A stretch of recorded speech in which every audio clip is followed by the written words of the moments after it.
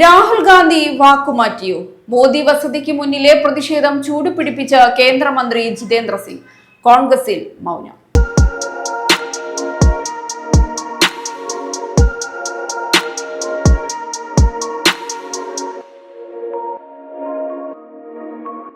പ്രധാനമന്ത്രി നരേന്ദ്രമോദിയുടെ ഔദ്യോഗിക വസതിക്ക് സമീപം കോൺഗ്രസ് നടത്തിയ പ്രതിഷേധം രാജ്യതലത്തിൽ വലിയ രാഷ്ട്രീയ ചർച്ചയ്ക്ക് വഴിവെച്ചിരിക്കുകയാണ്. പ്രതിഷേധത്തിനിടെ നടന്നതായി പറയുന്ന ചർച്ചകളെ ചുറ്റിപ്പറ്റി കേന്ദ്രമന്ത്രി ജിതേന്ദ്ര സിംഗ് ഉന്നയിച്ച ഗുരുതര ആരോപണങ്ങളാണ് ഇപ്പോൾ രാഷ്ട്രീയ രംഗത്തെ പ്രധാന ചർച്ചാ വിഷയം.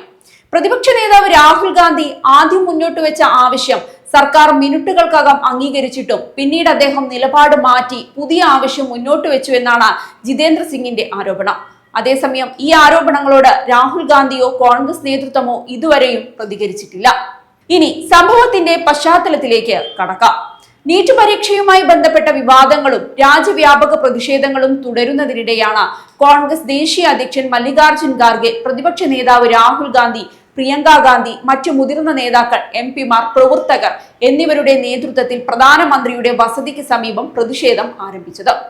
ഈ പ്രദേശം സുരക്ഷാ മേഖലയും പൊതുജനങ്ങൾക്ക് ഏറെ തിരക്കേറിയ ഭാഗവുമാണെന്ന് ചൂണ്ടിക്കാട്ടി പ്രതിഷേധം അവസാനിപ്പിക്കാൻ സർക്കാർ ശ്രമിച്ചു എന്നാണ് കേന്ദ്രമന്ത്രി ജിതേന്ദ്ര സിംഗ് പറയുന്നത്.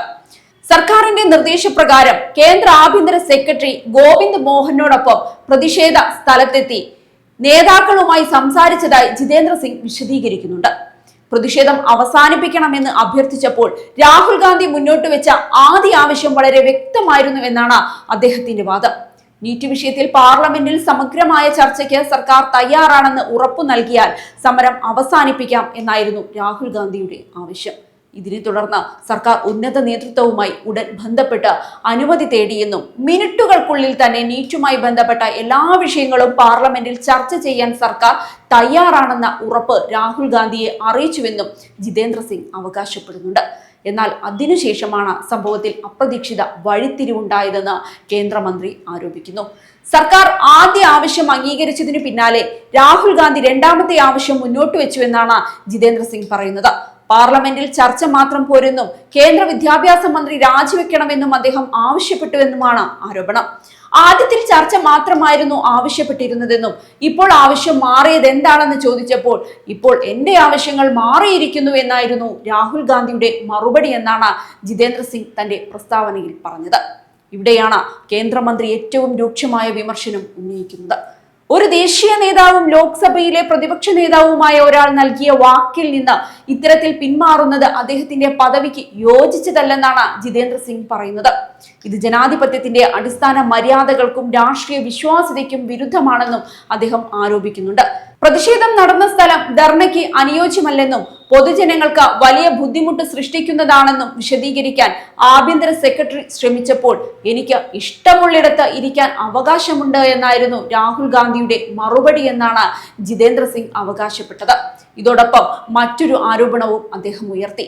നീറ്റ് വിഷയത്തിൽ പാർലമെന്റിൽ ചർച്ച വേണമെന്ന് പൊതുവേദികളിൽ ആവശ്യപ്പെടുന്ന കോൺഗ്രസ് പാർലമെന്റ് ചട്ടപ്രകാരം ആവശ്യമായ ഔദ്യോഗിക നോട്ടീസ് ഇതുവരെ നൽകിയിട്ടില്ലെന്നാണ് ജിതേന്ദ്ര സിംഗിന്റെ വാദം. അതിനാൽ കോൺഗ്രസ് യഥാർത്ഥത്തിൽ ചർച്ച ആഗ്രഹിക്കുന്നുണ്ടോ അതോ രാഷ്ട്രീയ പ്രതിഷേധം മാത്രമാണോ ലക്ഷ്യമെന്ന ചോദ്യവും അദ്ദേഹം ഉയർത്തുന്നുണ്ട്. അതേസമയം കേന്ദ്രമന്ത്രിയുടെ ഈ ആരോപണങ്ങളോട് കോൺഗ്രസ് നേതൃത്വം ഇതുവരെയും പ്രതികരിച്ചിട്ടില്ല.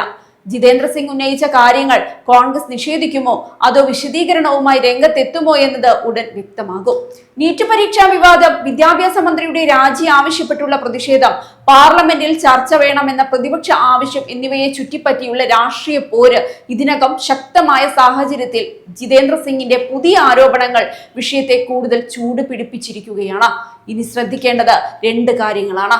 ഒന്നാമത്, കേന്ദ്ര സർക്കാർ നീറ്റ് വിഷയത്തിൽ പാർലമെന്റിൽ എപ്പോൾ എങ്ങനെ ചർച്ച നടത്തും എന്നത്.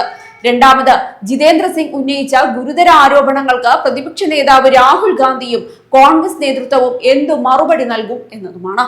ഈ വിഷയത്തിൽ ഇരുപക്ഷങ്ങളുടെയും ഔദ്യോഗിക വിശദീകരണങ്ങൾ പുറത്തു വരുന്നതോടെ മാത്രമേ സംഭവത്തിന്റെ പൂർണ്ണ ചിത്രം വ്യക്തമാകൂ.